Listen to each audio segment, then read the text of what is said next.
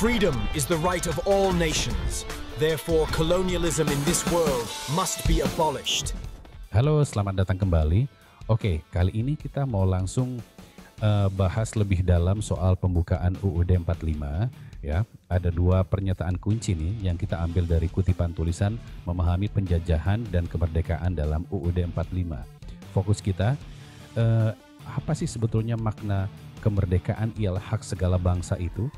Dan juga penjajahan di atas dunia harus dihapuskan.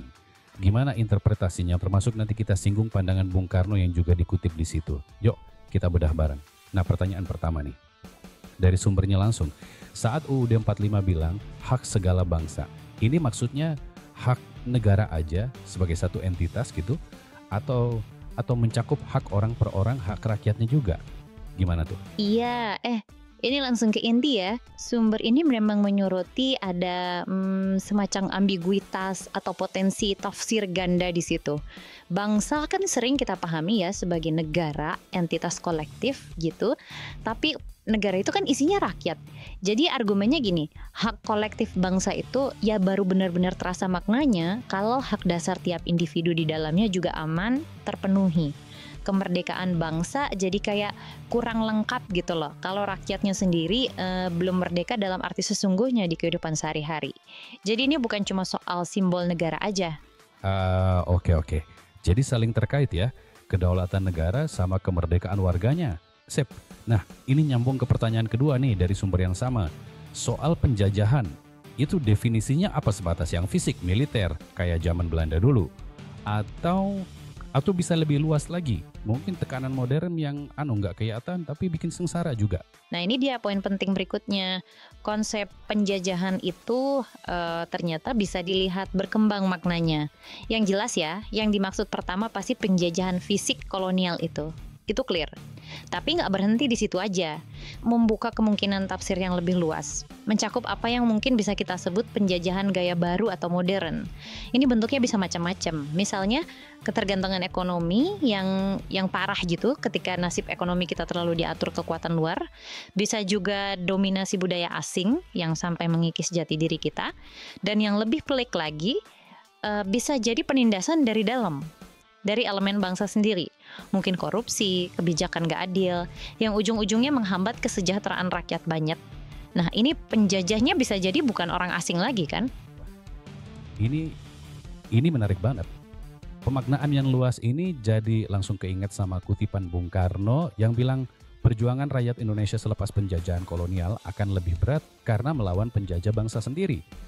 Wah ini nyambung banget ya, berarti dengan diskusi penjajahan modern atau internal barusan. Iya relevan sekali. Pernyataan Bung Karno itu seperti dianalisis di sumber ini ya, punya makna mendalam. Kenapa kok dibilang lebih berat? Ya karena musuhnya itu jadi nggak gampang dikenali sebagai pihak luar atau asing. Lawannya bisa jadi kita sendiri, sesama anak bangsa. Mungkin dalam bentuk ketidakadilan struktural, jadi sistemnya yang bermasalah. Atau ya oknum elit politik, elit ekonomi yang kebijakannya justru tidak memihak rakyat. Melawan yang begini ini kan jauh lebih kompleks. Soalnya menyangkut perpecahan di dalam.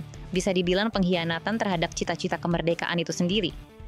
Ini nunjukin kalau kemerdekaan sejati itu ya bukan cuma status politik aja, tapi soal keadilan, soal kesejahteraan yang nyata. Oke. Jadi kalau kita coba rangkum nih ya dari pembicaraan kita, pertama, hak segala bangsa itu ternyata punya dua sisi. Negara dan individu di dalamnya. Kedua, makna penjajahan itu bisa luas banget.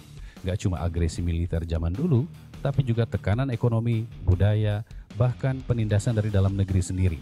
Betul.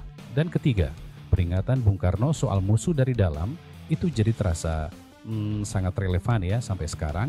Iya, tepat sekali. Intinya begini, idealisme dalam pembukaan UUD 1945 itu soal hak merdeka, anti penjajahan dalam segala bentuknya, itu tetap jadi semacam kompas moral kita. Jadi tolok ukur, kita bisa pakai prinsip-prinsip ini untuk ngaca, untuk evaluasi.